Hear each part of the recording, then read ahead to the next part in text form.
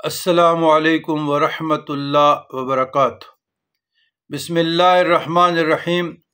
اللہم صلی علی سیدنا محمد وعلی آل سیدنا محمد نور الانوار وسر الاسرار وسید الابرار وزین المرسلین الاخیار واکرم من اظلم علیہ اللیل واشرق علیہ النہار۔ اللہم صلی علی سیدنا محمد النبی الامی وعلی آلہ وسلم تسلیما۔ برادران اسلام، اللہ تعالیٰ کے اسماء الحسنہ کے بیان میں آج کا اسم الواحد ہے۔ الواحد کے معنی اور اس کے خواص۔ اس کے خواص تین ہیں جو بزرگان دین متین کرام، مشایخ اعظام، صوفیہ کرام نے تعلیم فرمائے ہیں۔ الواحد جل جلالہ اپنی ذات و صفات میں یکتا لاسانی۔ جو کوئی روزانہ 1000 مرتبہ الواحد الاحد پڑھا کرے، اس کے دل سے انشاءاللہ مخلوق کی محبت اور خوف جاتا رہے گا۔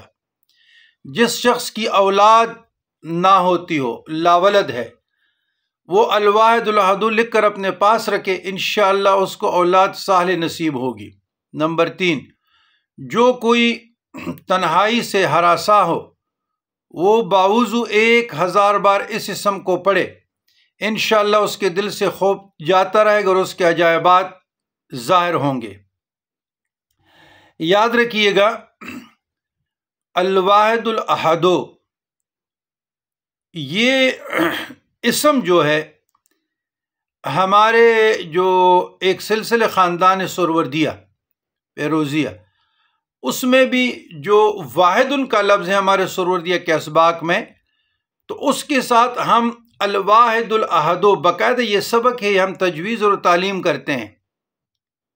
یعنی واحد کا ہے نا، یا واحد یا واحد، واحد، تو الواحد الاحد، الواحد الاحد باقاعدہ ہم تعلیم کرتے ہیں، ہمارے اسباق میں داخل ہیں، خاندان سوروردیہ میں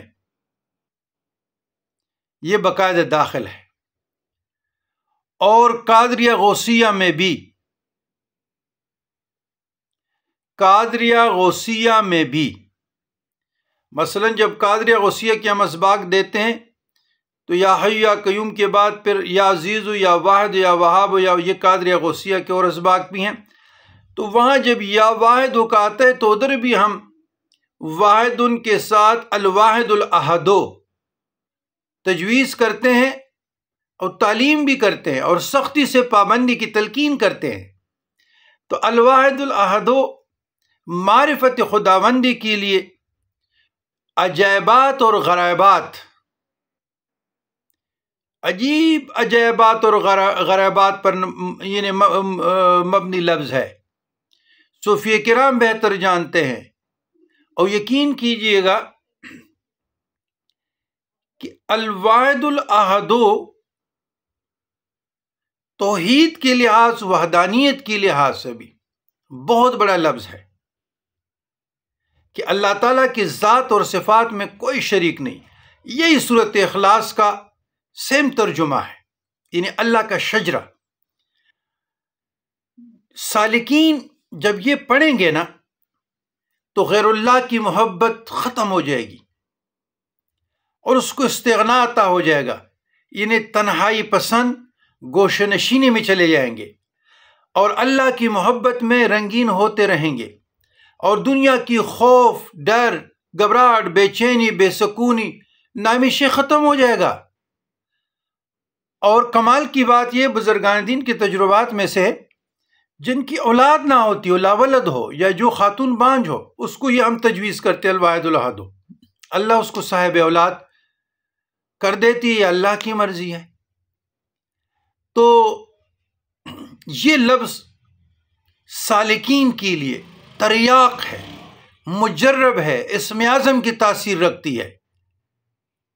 کوئی شائع کہ مجھے معرفت خداوندی عطا ہو جائے، میرا شرح صدر ہو جائے، اللہ تعالیٰ مجھے صاحب کشف بنا دے، اللہ مجھے عارف باللہ بنائے، آج اللہ مجھے اولیاء صالحین کی گروہ میں داخل کرے، تو میں پورے وثوق یقین سے کہتا ہوں کہ الواحد الاحد بہت بڑا لفظ ہے، بہت بڑا وظیفہ ہے، بہت بڑا وظیفہ ہے۔ جتنی بھی تعلیم اور بیان کروں کم ہے، تو ہمارے اسباق میں داخل ہے، اور الحمدللہ ہم روز شوق سے اور ذوق سے میں پڑھتا ہوں اسباق، الحمدللہ۔ اللہم ربنا آتنا فی الدنیا حسنۃ وفی الآخرہ حسنۃ وقنا عذاب النار وادخلنا الجنۃ مع الابرار یا عزیز یا غفار یا رب العالمین۔